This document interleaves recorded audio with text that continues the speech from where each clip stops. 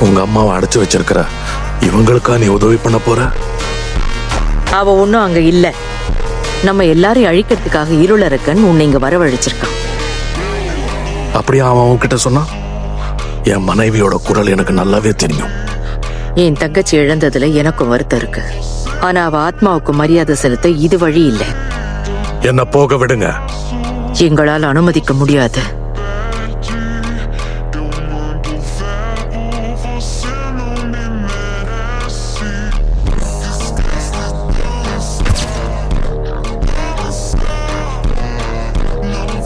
உன்னால தனியாளா என்ன தடுத்து நிறுத்த முடியுமா?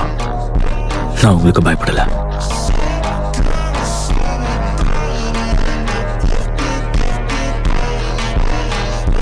நீ பொய் சொல்ற.